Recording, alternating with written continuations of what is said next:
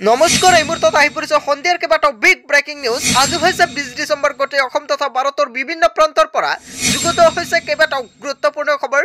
এনেবোৰ খবৰ নিতৌ পাই থাকিবলৈ চেনেলটি সাবস্ক্ৰাইব কৰি ভিডিঅ'টো এটা লাইক কৰিবলৈ নাপাহৰিব। আজিৰ আমাৰ প্ৰথমটো খুবেই গুৰুত্বপূৰ্ণ খবৰ হৈছে এটা ডাঙৰ খবৰ।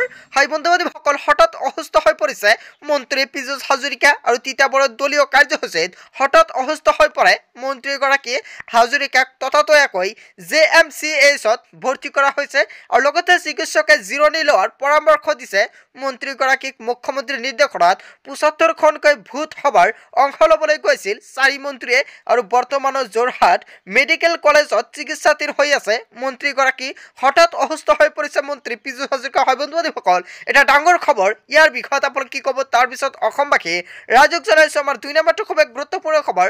লগতে ডাঙৰ খবৰ, ৰাজ্যৰ শিক্ষকসকললৈ জৰুৰী নিৰ্দেশনা। এই মুহূৰ্তত অসমবাসী ৰাইজক জনাইছোঁ আন এটা বিগ ব্ৰেকিং নিউজ, কিয়নো উচ্চ শিক্ষা গ্ৰহণৰ বাবে অনুমতি ল'ব লাগিব শিক্ষা বিভাগৰ তৰফৰ পৰা। লগতে শিক্ষা বিভাগৰ কঠোৰ নিৰ্দেশনা প্ৰতিগৰাকী শিক্ষকলৈ আৰু এতিয়াৰ পৰা অনুমতি অবিহনে শিক্ষকে গ্ৰহণ কৰিব নোৱাৰিব উচ্চ শিক্ষা, নামভৰ্তি কৰিব নোৱাৰিব BEd কলেজত। আৰু মাধ্যমিক শিক্ষাৰ সঞ্চালক মমতা হোজায়ে জাৰি কৰিছে এই নিৰ্দেশনা আৰু নিৰ্দেশনা নামানিলে হ'ব লাগিব শাস্তিৰ সন্মুখীন আৰু ৰাজ্যৰ শিক্ষকলৈ জৰুৰী নিৰ্দেশনা। হয় বন্ধুবান্ধৱীসকল, এটা ডাঙৰ খবৰ। লগতে এটা গুৰুত্বপূৰ্ণ পন্থা হাতত লৈছে শিক্ষা বিভাগৰ তৰফৰ পৰা। ইয়াৰ বিষয়ত আপোনালোকে কি ক'ব?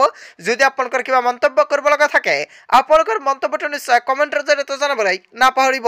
তাৰপিছত অসমবাসী ৰাইজক জনাইছোঁ আমাৰ 3 নম্বৰটো খুব গুৰুত্বপূৰ্ণ খবৰ। লগতে ডাঙৰ খবৰ, ট্ৰেক্টৰ চালকৰ পাছত এইবাৰ ভাগ্য ফুলিছে ই ৰিক্সা চালকৰ। ইয়াক লৈ ডাঙৰ প্ৰতিক্ৰিয়াৰ সৃষ্টি হৈছে ৰাজ্যজুৰি। এই অসমবাসী ৰাইজক জনাইছোঁ বিগ ব্ৰেকিং নিউজ, কিয়নো 50 টকীয়া টিকট কিনি লাভ কৰি দিয়ে 18 লাখ টকীয়া XUV 700 বাহন আৰু কপাল ফুলিল এইবাৰ বৰপেটা ৰোড বাবুপাৰাৰ ৰাজু চাহাৰ। দুটাকৈ টিকট কিনিছিল ৰাজু চাহাই আৰু পৰিয়ালৰ বিয়াৰ বাবে ফলাফল চাবলৈ পাহৰি গৈছিল ৰাজুৱে। আৰু 5 বছৰে ই ৰিক্সা চলাই আহিছিল ৰাজু চাহাই আৰু বৰপেটা ৰোড ৰাসত প্ৰথম পুৰস্কাৰ লাভ কৰিছে ই ৰিক্সা চালকজনে। আৰু ট্ৰেক্টৰ চালকৰ পাছত এইবাৰ ভাগ্য ফুলিল ই ৰিক্সা চালকজনৰ। হয় বন্ধুবান্ধৱীসকল, ডাঙৰ খবৰ, এটা গুৰুত্বপূৰ্ণ খবৰ। ইয়াৰ বিষয়ত আপোনালোকে কি ক'ব? যদি আপোনালোকৰ কিবা মন্তব্য কৰিব লগা থাকে আপোনালোকৰ মন্তব্যটো নিশ্চয় কমেণ্টৰ জৰিয়তে জনাবলৈ নাপাহৰিব।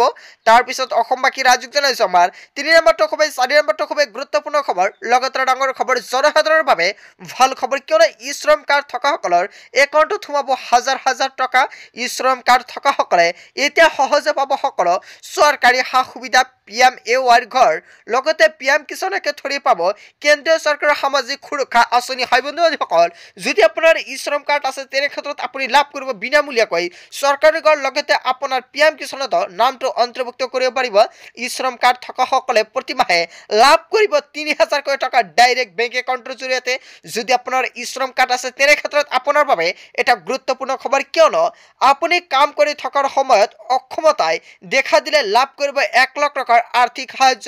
লগতে 60 বছৰৰ পাছত প্ৰতিমাহে লাভ কৰিব আপুনি 3000কৈ টকা আৰু মৃত্যু হ'লে পৰিয়ালে পাব 2 লাখ টকাৰ আৰ্থিক সাহায্য। আৰু কেনেকৈ কৰিব আবেদন? ঘৰতে বহি কৰিব পাৰিব ই শ্ৰম কাৰ্ডৰ বাবে আবেদন। আৰু কেন্দ্ৰীয় চৰকাৰে মুকলি কৰিলে ই শ্ৰম কাৰ্ড পৰ্টেল আৰু ishram.gov.in কৰিব পাৰিব আপুনি আবেদন। হয় বন্ধুবান্ধৱীসকল, আপুনি কেনেকুৱাকৈ আবেদন কৰিব যদি আপোনাৰ ভিডিঅ' লাগে তেনে ক্ষেত্ৰত নিশ্চয় আপুনি কমেণ্টৰ জৰিয়তে জনাবলৈ নাপাহৰিব। তাৰপিছত অসমবাসী ৰাইজক জনাইছোঁ আমাৰ 5 নম্বৰটো খুবেই গুৰুত্বপূৰ্ণ খবৰ। লগতে ডাঙৰ খবৰ, ৰাজীৱ ভৱনত উত্তপ্ত পৰিস্থিতিৰ সৃষ্টি হৈছে। মহিলাৰ সৈতে টনা আজৰা কংগ্ৰেছ কৰ্মীৰ আৰু শীৰ্ষ নেতৃত্বৰ উপস্থিতিত এইবাৰ অপ্ৰীতিকৰ পৰিৱেশৰ সৃষ্টি হৈছে। হয় বন্ধুবান্ধৱীসকল, শীৰ্ষ নেতাসকল উপস্থিত থকাৰ ভিতৰতে এনেকুৱাকৈ পৰিৱেশৰ সৃষ্টি হৈছে। আৰু তত্ত্বাৱধায়ক জিতেন্দ্ৰ সিঙৰ উপস্থিতিতে হুলস্থুল সৃষ্টি হৈছে। দলীয় বৈঠকৰ মাজতে কংগ্ৰেছ কৰ্মীয়ে সৃষ্টি কৰে হুলস্থুলৰ পৰিৱেশ আৰু দলৰ ভিতৰুৱা কথাক লৈ সৃষ্টি হৈছিল বিতৰ্কৰ আৰু ৰাজীৱ ভৱনত উত্তপ্ত পৰিস্থিতিৰ সৃষ্টি হৈছে। ইয়াক লৈ হয় বন্ধুবান্ধৱীসকল এটা ডাঙৰ খবৰ, এটা গুৰুত্বপূৰ্ণ খবৰ মুকলি হৈছে। ইয়াৰ বিষয়ত আপোনালোকে কি ক'ব? যদি আপোনালোকৰ কিবা মন্তব্য কৰিব লগা থাকে আপোনালোকৰ মন্তব্যটো নিশ্চয় কমেণ্টৰ জৰিয়তে জনাবলৈ নাপাহৰিব।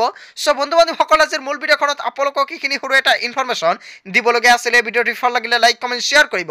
আৰু যদি এতিয়ালৈকে চেনেলটি ছাবস্ক্ৰাইব কৰা তেন্তে এনেকুৱাকৈ নতুন নতুন ইনফৰমেটিভ তথা হেল্পফুল ভিডিঅ' পাবলৈ হ'লে চেনেলটি ছাবস্ক্ৰাইব কৰিবলৈ নাপাহৰিব। চ' থেংক ইউ ফৰ ৱাচিং ফুল ভিডিঅ'।